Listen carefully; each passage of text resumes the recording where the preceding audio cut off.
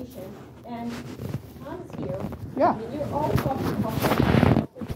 Truly, you can get on our wait list. You'll be on our volunteer list. We do lots of fun things. Okay, we go to the aquarium in November. We have about 1,500 people show up. If you want to sort of engage, and if it's part of your line of work and you'd like to, be a part of it, it's fun activity. Yeah. But Tom, any questions for Tom? Or Trish, any questions for either of us? Does anybody care to know what age Tom was when he got diagnosed? I think it's really an interesting story. Yes. How old were you when you were diagnosed, Tom? I was 7 7 years when old. I was diagnosed. And I gotta say, when I was diagnosed, 7-year-old kid, if you tell a 7-year-old kid they have autism, they'll probably, this is just my theory, I can't remember way back when, probably be going, okay, so what does that mean? I'm sure my parents were a lot more freaked out, especially my mom was a lot more freaked out about it than I was. How disheartening, I'm not a parent, but how disheartening would it be to hear there's something wrong with your kid? But, we've learned to live with it. Well, they've learned to live with it. Me, I'm just me every day. But I'd like to share this little anecdotal theory. If you tell a 7-year-old kid they have autism, they'll be, like I said, be going, okay, so what does that mean? But if I were to be diagnosed today, it would all fall into place. Like, oh, that explains everything. But it'd be like, okay, why didn't nobody pick up on this before? Why have I been in the dark for 33 years? So it's a give and take situation. Yeah. What's the average age of diagnosis for women? Because I know that typically they're harder to diagnose. My girlfriend was 18 when she was diagnosed, and she basically confirmed what I just said about, well, why did nobody tell me this before? You always, when you have, it doesn't have to be autism, it can be anything, anything developmental. If you have anything wrong with you, and you get diagnosed later, it's like, I've always known this, but why didn't you tell me this later? You always feel outside, like an outsider, but I can't speak for that, because I'm a guy, but only she would hear it, she would can't answer that, but I don't know the average. Let me introduce that. I think the average age of diagnosing today, back when I started at Pathfinders, it was like 8 years old for just a formal diagnosis of autism for anybody. It's down to about 3 to 4 years old now. It's just that girls are less diagnosed. You know what I mean? And if you, I don't know the actual age now, because I think there's more awareness right now that a lot of girls mask their symptoms often. They're easy. Yeah. I don't know if it's intentional, but they have a better way of hiding that and sort of fitting in a way so that they're not diagnosed necessarily. Yeah. Early on.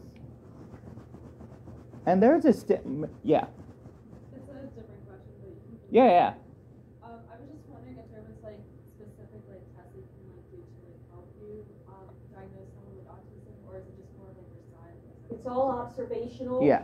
ADOS tests. There's different tests that people use, especially when they're younger. Now, there's certain doctors that will do teens and older. Not everybody will do teens because it really is observational. Some you can do a blood test, or when they're little, there's other, like Dr. Rebecca Landon over at Kennedy has done a lot of research and work in diagnosing early on.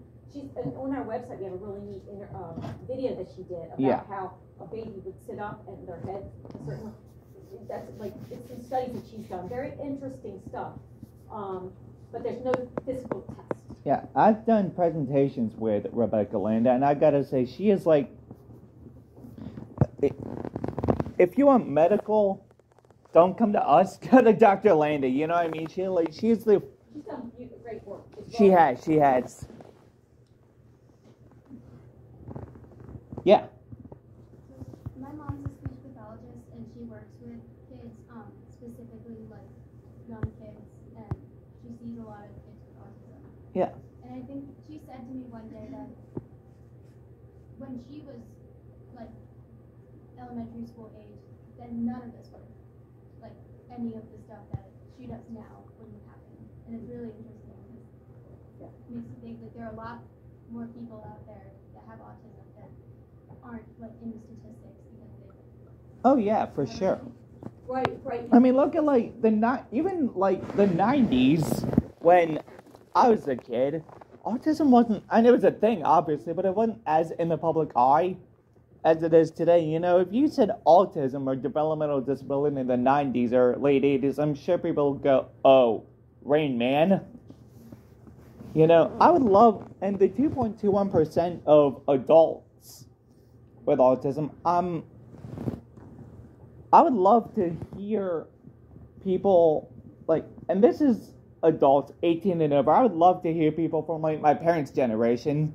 I would love for some of them to be tested, just to, you know what I mean, just to, like, compare.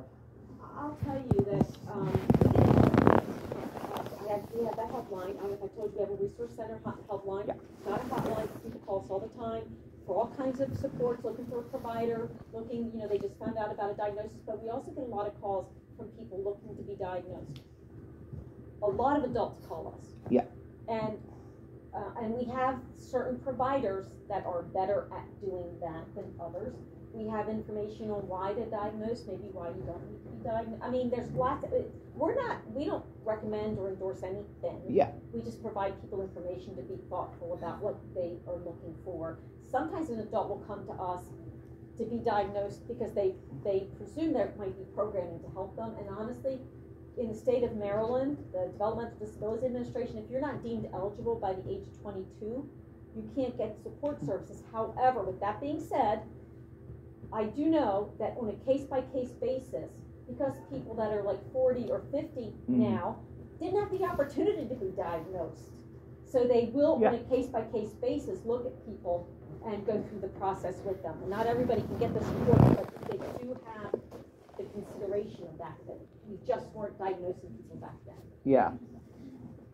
If you were like put away in like an asylum or something, you know. There was other different diagnoses. That was but like it was seen as like it kind of is as like mental illness. You know what I mean? Like anything else? Well, thank you all. Thanks, guys. Appreciate you listening, and feel free to call Thank you. back. Yeah. Mickey, what brochure, please come and grab. Thank you so much.